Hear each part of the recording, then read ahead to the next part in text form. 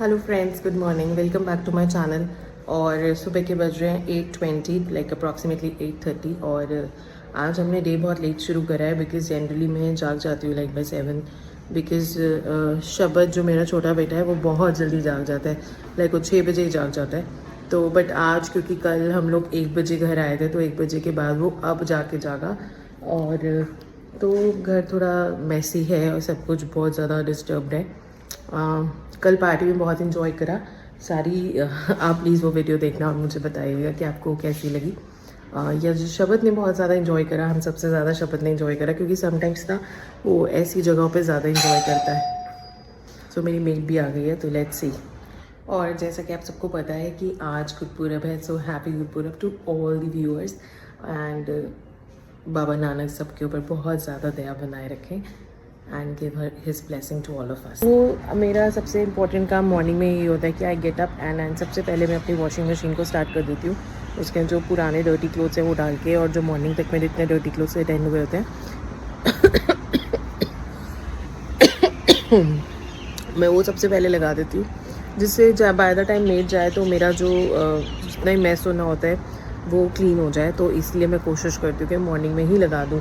सो मैं बाहर आई हूँ अपनी बालकनी के अंदर, और बालकनी के अंदर मैं अपनी मशीन वाला काम कर रही हूँ सबसे पहले। तो यहाँ पे देखो, मैंने आपको कल भी दिखाया था मेरे बेटे का फेवरेट काम। ये दूध पीता नहीं है, सिर्फ दूध को माउथ में रखता है ऐसे। एंड सी, मैं कल से इसको कोशिश कर रही हूँ, आप सबको दिखाया था कि अपने सॉक्स ये बारी बारी उतारते हैं। मॉर्निंग में इसको न्यू सॉक्स पहनाए कि ये, बिकॉज ये थोड़ा सा कल बीमार भी हो गया। शायद बाहर जाके बच्चे हमेशा बीमार हो जाते हैं। मेरा बड़ा वाला अभी तक सो रहा है क्योंकि उसका स्कूल नहीं है। यहाँ पे मेरे husband, he is also having his leisure time. मेरा बड़ा बेटा जो अभी तक सोने जागने का नाम नहीं ले रहा कल के बाद से। और इसकी सिचुएशन देखो सोने की, हम लोग में समझ नहीं आता। सबसे ज़्यादा हार्डवर्क मुझे करना पड़ता है मैरिजेस में, और ये बच्चे कैसे सोते रहते हैं उसके बाद।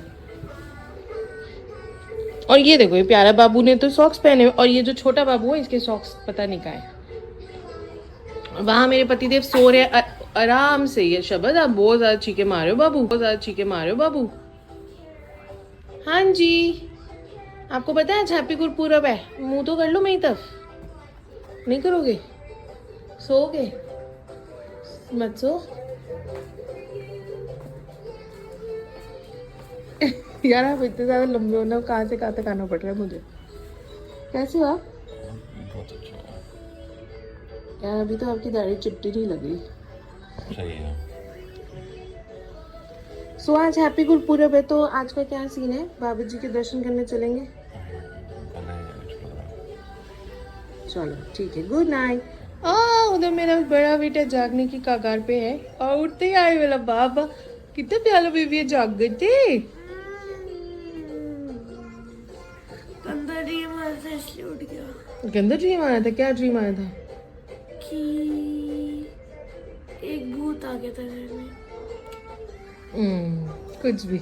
तुम्हारे पीछे देखो, वो बड़ा, तुम्हारा जो छोटा भाई है ना, वो छोटा भाई तुम्हारी मैं सो रहा हूँ, मुझे ना बताओ। बहुत बढ़िया, नोबडी इज इवन इंटरेस्टेड। शबद, आप अपने हाल तो सुधार लो, इतने गंदा बाबू बने हो। चलो नाइने करके आएंगे, ओके? No no. यस, तो शबद अब थोड़ा नीनू में है, और वैसे भी उसको he is not feeling fine also. बता रहे हैं उसको पकड़ के कि मैं बीमार हूँ।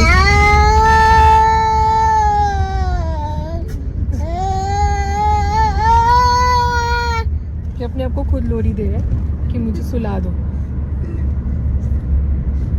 शबद, नीनू करनी है? बेटा ऐसे नीनू करेगा? कैसे हो आप? ठीक हो? गुस्से में हो? नींद में हो? हाँ। क्या हो गया? अच्छा नहीं लग रहा मम्मा? शबद,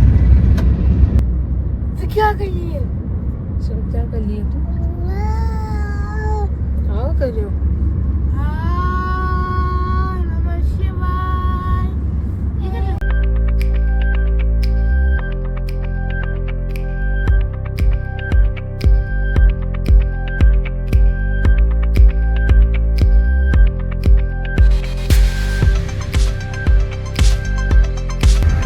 मजनू के टीले गुरुद्वारे से अब हम निकल चुके हैं। तो यहाँ से हार्डली 25 मिनट्स दूर है बंगला साहब गुरुद्वारा। तो सोच रहे हैं कि थोड़ा ट्रैफिक भी नहीं दिखा रहा, बिकॉज़ मुझे लग रहा था कि ट्रैफिक वगैरह होगा और कोई मुश्किल होगी। तो अब सोचा एक और बार ट्राई कर लेते हैं, अगर बंगला साहब गुरुद्वारे में भी बाबा जी के दर्शन हो जाए तो इससे अच्छा क्या होगा।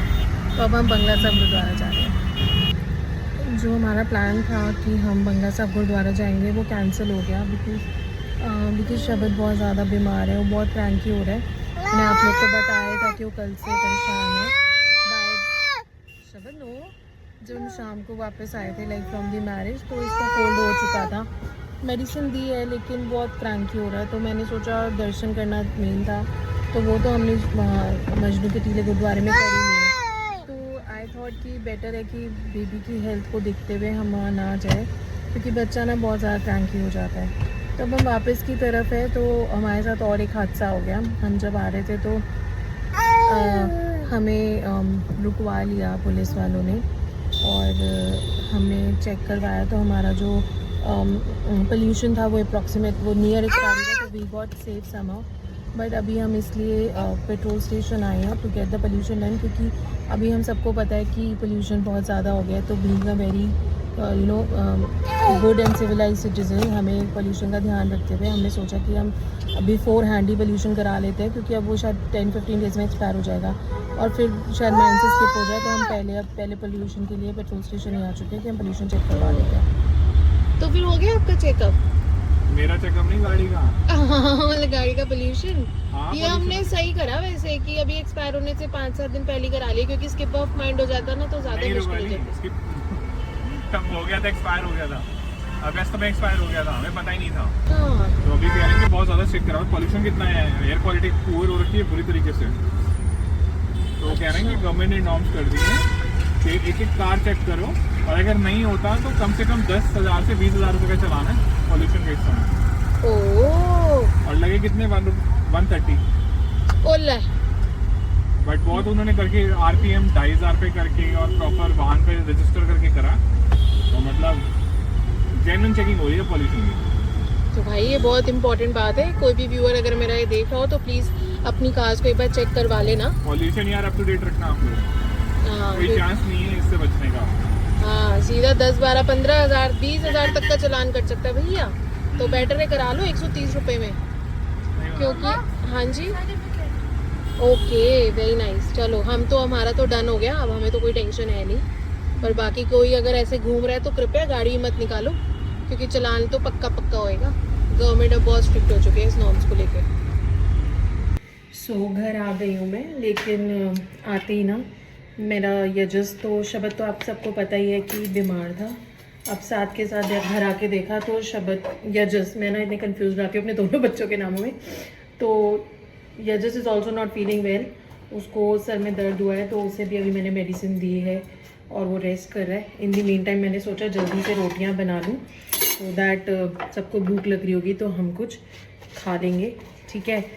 तो आज का दिन ना पता है ठीक तो रहा, लेकिन पॉइंट ये है ना कि जब बच्चे बीमार हो जाते हैं ना तो मेरा ना सारा फोकस बदल जाता है और फिर मुझे बहुत टेंशन हो जाती है। हालांकि बच्चे हैं, सबको पता है, बीमार होते हैं और सब चलता है, लेकिन मैं थोड़ी परेशान हो जाती हूँ। चलो कोई नहीं, अब सबके लिए रोटी बना लेती हूँ जल्दी जल्दी, बिकॉज सबको भूख लग रही है। अर्लियर तो हमारा प्लान यही था कि हम बाहर से लंच करके आएंगे, लेकिन बच्चे बीमार थे तो फिर मुझे मन नहीं करा कि और स्टॉप लेने का। तो मैंने कहा चलो फिर घर आके चपाती जल्दी जल्दी बना लेती हूँ, सो दैट बच्चे खाना खा लें। ऐसा ना मैंने बहुत बार ऑब्जर्व करा है कि हम लोग ना प्लान कुछ और करते हैं, होता कुछ और जाता है। वो एक कहावत है ना कि man plans and God disposes. So वो मेरी सिचुएशन में तो हमेशा बहुत ईजीली मुझे जस्टिफाइड लगती है कि मैं प्लानिंग कुछ और ही करती हूँ, होता कुछ और ही है, और एंड में जब देखो तो कुछ अलग ही स्टोरी बन जाती है। कोई बात नहीं, वॉट एवर इट इज़। मुझे लगता है जब भी शबद बीमार होता है तो थोड़ा 2-3 दिन तो लेता ही है, बिकॉज बच्चा है, बता भी नहीं पाता। तो ठीक है, कोई बात नहीं, बच्चों के साथ ये सब लगा ही रहता है।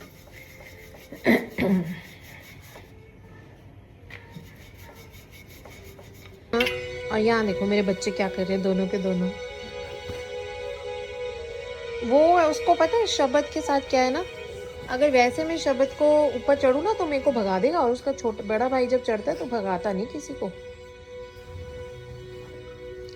ये देखो इनकी मस्तियाँ।